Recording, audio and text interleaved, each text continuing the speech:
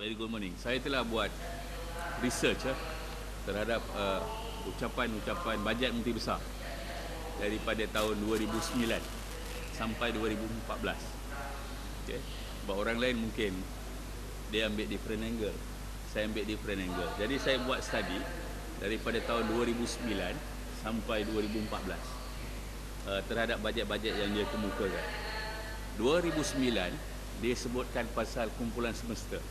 Kalau you masih ingat lagi, dia sebutkan pasal kumpulan semesta. Dia kata kumpulan semesta, jangan bimbang, kita akan dapat pulangan dijangka 150 juta setahun. Okay. Saya nak keluarkan argument yang ada dekat situ because apabila saya buka handset Sidang DUN, handset Sidang DUN ni pada 20/10/2008, Menteri Besar sebut berlipat-lipat ganda dijangkakan 150 juta tahun harapan. Kemudian Menteri Besar deny, nafi.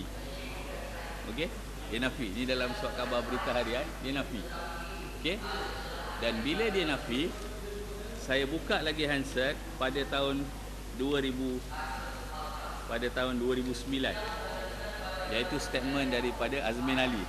Dia sebut lagi pernah diumum sejumlah RM150 juta. Okey. Tapi apa yang very beautiful, apabila kita tengok portal Menteri Besar, perkataan 150 juta tu dah tak ada. Apabila saya buka portal, so perkataan 150 juta tu tak ada. Okey. Itu sebab saya mulakan saya punya intro dengan saya punya soalan mulut. Saya pernah tanya sidang dewan daripada segi soalan mulut, kan, apa prestasi kewangan negeri ni? Macam mana you nak check? Macam mana rakyat nak buat check and balance daripada segi soalan mulut ni? Ataupun prestasi kerajaan negeri. Right, apa masalahnya? Masalahnya kerajaan negeri kata prestasi kerajaan negeri ni dia diukur daripada laporan audit saja.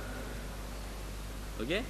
Dan kemudian dia ada keluarkan satu buku biru Governing Selangor Policy Program and Fact. Itu saja. Jadi kalau ada satu orang yang lebih kepada buat research, kan, bukan saya tengok, saya study, jadi kita akan jumpa ni lah. 2009 dalam bajet you cakap sebanyak 150 juta, kan. Lepas tu kenapa dalam you punya portal tiba-tiba hilang 150 juta, kan? Apa yang you nak sembunyikan?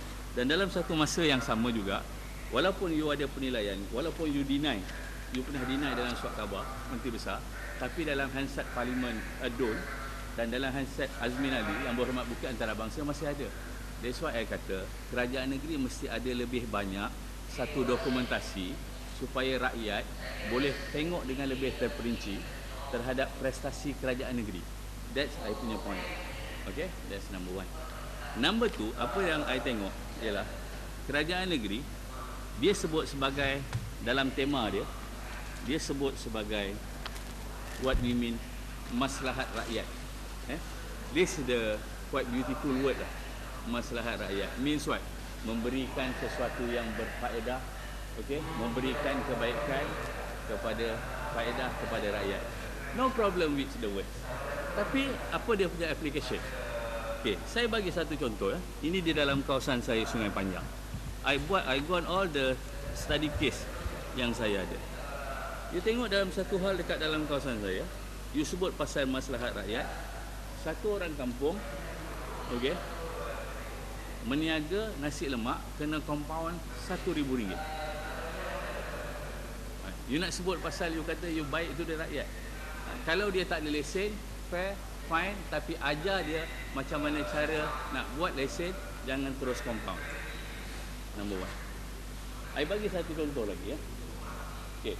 Orang-orang kampung, okey, dekat orang kampung, okey, dia ada karaoke, okey, dia buat gerai makan, kalau nak nyanyi bayar RM1. Ini tak ada perempuan punya, duduk nyanyi lagu Piramli bayar RM1. Okey, apa yang kerajaan negeri buat? Dia compound sebanyak RM50,000. Brother, dia punya gerai, dia punya kerusi, dia punya meja baru berapa ringgit? Kenapa nak compound sampai RM50,000? Fine, dia tak ada lesen, okey. Tapi kenapa you tak ajar dia macam mana cara nak buat lesen ini? Orang kampung nak release tension, lepas balik sembahyang, nak dengar lagu Piramli, nak nyanyi, okey? Dia bayar lagu, nyanyi RM1 saja. Tak ada perempuan-perempuan cantik, confirm. Okey? Tak ada drug, tak ada minuman keras, minum TO, minum teh tarik. Tapi kenapa you kenakan dia sampai RM50,000? Dia compound RM50,000. I tell you. Dia main compound RM50,000.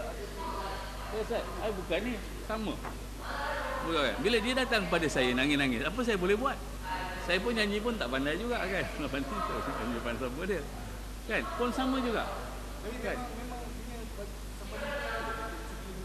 Itu sebab kalau tanya, at least kalau dia tak ada, you bagilah garis panduan. Nombor satu, you kata you maslahat rakyat, nak bagi kemudahan pada rakyat, nak bagi rakyat. Okey. Katakanlah undang-undang ni tak ada. Why not you wujudkan undang-undang ni? Ataupun you bagi dia satu guideline. Okey? Bagi dia satu garis panduan. Kita nak buat undang-undang ni, ada lagu nyanyi ni. Okey? Kan? Kenapa tak bagi apa garis panduan yang boleh? Kan? Dia bukan charge banyak, dia hanya charge satu lagu RM1. Balik surau, balik ni nyanyi satu lagu RM1. Kan? Get the idea. Lepas tu again the word maslahat yang isu yang dia kemukakan tadi.